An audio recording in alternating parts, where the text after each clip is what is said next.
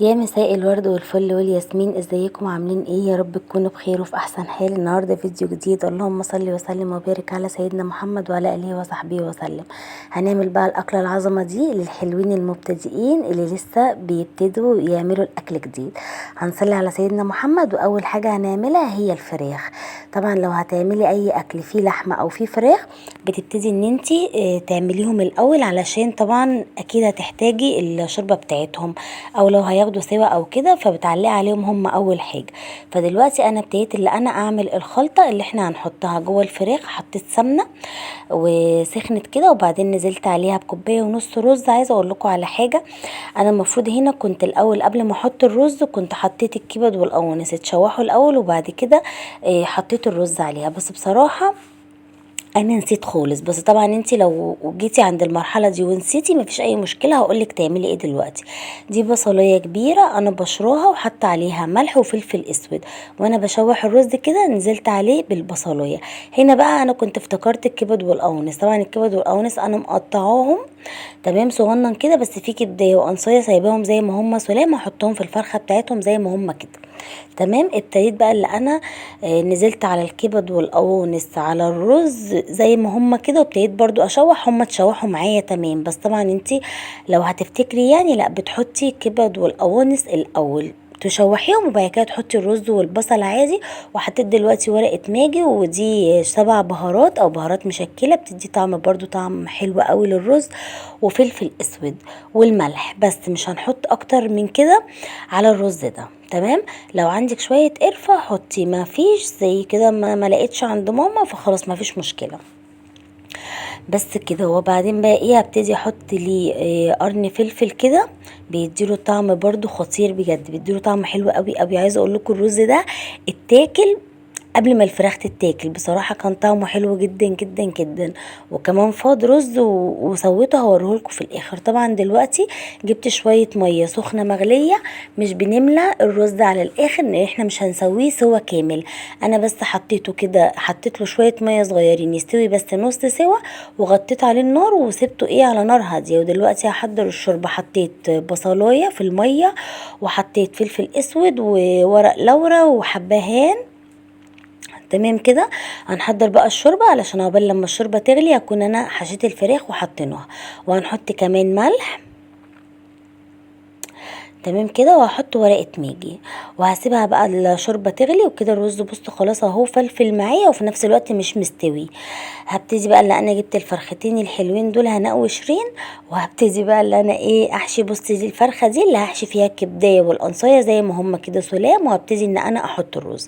بص بقى، عايزه اقول لكم على حاجه، عايزه الفرخه تطلع زي ما هي، ما تفرقعش من الجناب والكلام ده كله. ما تحطيش رز بره خالص.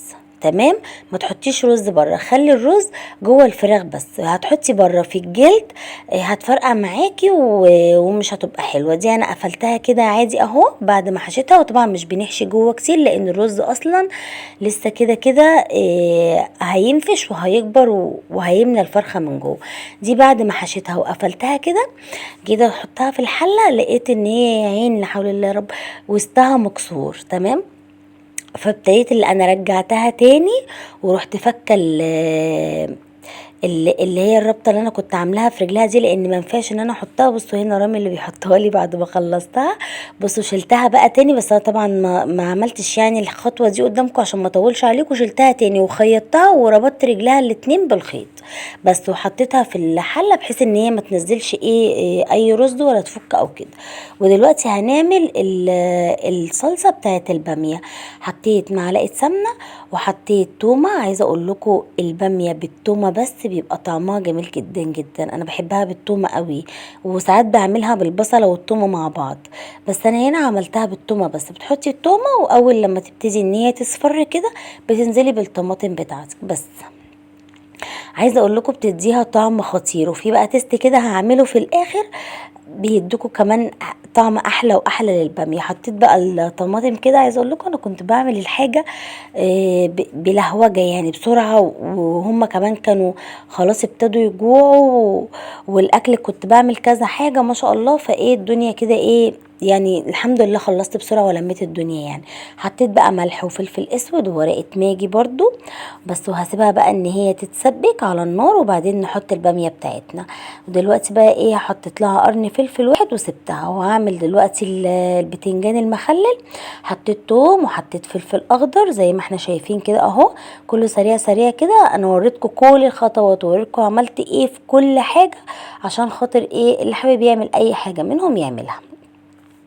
خلاص. وابتديت اللي انا كمان حطيت ده توم ماما عاملاه جاهز، توم بالدقه وكده، حطيت منه برضو معلقه، وحطيت خل وحطيت ليمون، وهحط دلوقتي الكمون والملح كده. دي يعني عايزه اقول لكم الخلطه بتاعت البتنجان دي بتبقى جميله قوي قوي قوي.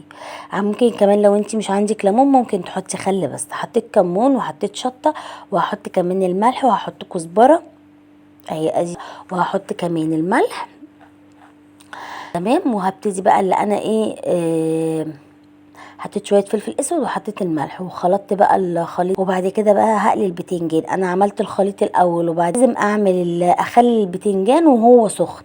ليه وهو سخن؟ ما تستنيهوش لما يبرد، عشان لما بيبرد مش هيجي زي ما يكون لسه سخن. طبعا انا هنا معلقه على البتنجان، وهنا الصلصه دخلت في التسبيكه فحطيت ماما. انا بس مشكله عندي ان المطبخ عند ماما صغير شويه والبوتاجاز 4 عيون، فانا مش عارفه ان انا ايه اتحكم في التصوير كويس. بس الحمد لله يعني اللي هو طلع بالنتيجه دي. حطيت لها حته تومه نيه، وبعد كده ايه وهي لما غلت كده حطيت لها اتسبكت يعني معايا، حطيت الباميه ووطيت بقى عليها وسبتها ايه براحتها. دلوقتي البتنجان سخن معايا. عايزه اقول لكم لازم البتنجان يبقى سخن. والبتنجان برد معاكي مش هياخد من الدقه بتاعتك زي ما انتي حابه. يعني هيبقى متخلل وكل حاجه، بس مش زي ما انتي برضو ايه تكوني حباه. لا لازم يبقى سخن عشان يشرب من الدقه حلو. حطيت لها بقى كمان كده شويه ميه وايه، وكده البتنجان خلصناه. دلوقتي الفراخ طلعناها اهي. طبعا دي اللي هي من وسط مكسور، دي هي نزلت رز من الجنب لوحدها من غير اي حاجه، لان هي وسطها زي ما قلت لكم مكسور. تمام. لكن احنا ما حطيناش فيها رز من بره. قلت لكم ما تحطوش رز من بره، علشان الرز لما يتحط من بره هتفرقع معاكي الفرخه. كفايه استكفي ان هو يتحط من جوه وخلاص، وهيستوي وهيبقى زي الفل. حطيت دلوقتي بقى معلقه سمنه عليها شويه ملح وشويه فلفل اسود، ودهنت الفراخ ودخلتها بقى على الشوايه براحتها بعد ايه ما استوت شويه. بس مش هنسويها سوا كامل علشان خاطر هي لسه هتخش الفرن. عملت بقى دلوقتي ايه يا ستي الرز. كلنا شاطرين وستات بيوت وبنعرف نعمل. وحمرت الشعريه، بس انا الرز بحب فيه الشعريه كتير. بحب فيه الشعريه كتير، بيبقى طعمه حلو قوي، بيبقى مفلفل كده وجميل. حمرت الشعريه وبعدين غسلت الرز وحطيته، وحطيت الملح، وهحط ورقه ماجي، واحط كمان بحب احط له قوي شويه فلفل اسود، بيديله طعم جميل وريحه حلوه قوي، بيبقى مفلفل معايا. بس كده خلاص. وبعدين ايه هحط له الميه بتاعته.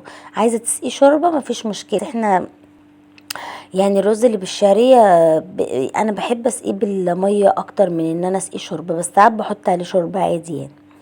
بس المهم بقى سقيته كده زي ما انتوا شايفين اهو، ميه مغليه.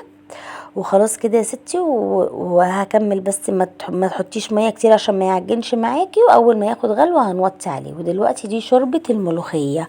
حطيت شويه شوربه بتاعت الفراخ، وحطيت ورقه ماجي، وحطيت كمان معلقه توم، وهحط شويه كزبره.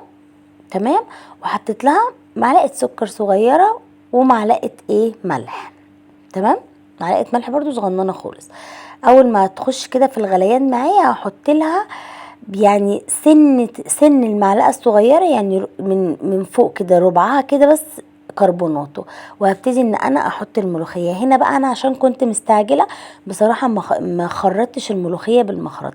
انا عملتها في الكبه، بس هي طلعت زي ما بنخرطها واحلى كمان. انا ضربتها ضربتين بس في الكبه، طلعت عظمه بجد. بصوا بقى لونها خطير خطير، عظمه عظمه عظمه. بس يا ستي بقى. وهنا ايه سيبنا الملوخيه على جنب كده على نار هاديه. وهبتدي ان انا كمان هعمل معاكم طشه الملوخيه، وكمان هعمل لسان العصفور في وقت واحد عشان بقى نخلص كده ونبقى خلاص تمام. هنا حطيت اهو لسان العصفور يتحمر، وهحط الناحيه التانية في الطاسه الصغنونه دي هحط فيها الثوم برضو يتحمر. طبعا الثوم ما تحطيش عليه كزبره الا لما يبتدي ان هو يصفر كده. تمام. او يبتدي ان هو تحسي ان هو هيخش في التحمير، خلاص حطي عليه الكزبره، لان الكزبره بتتحمر بسرعه قبل التومه. هنا خلاص اهو لسان العصفور معايا بيصفر.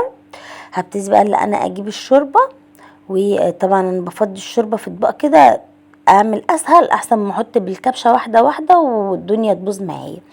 بس حطيت لها شويه ملح وحطيت لها شويه فلفل اسود، وهحط لها برده ورقه ماجي، وهسيبها تاخد غلوتين وكده خلاص يكون لسان العصفور كمان خلص معايا.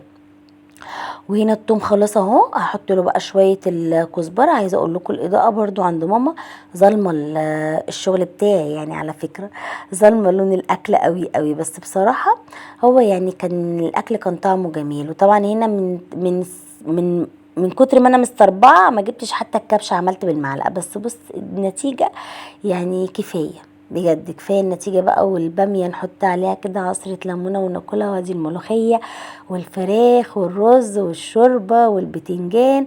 وده كان الفيديو بتاعنا، ولو عجبكم لايك وشير وسبسكرايب، واقول لكم السلام عليكم ورحمه الله.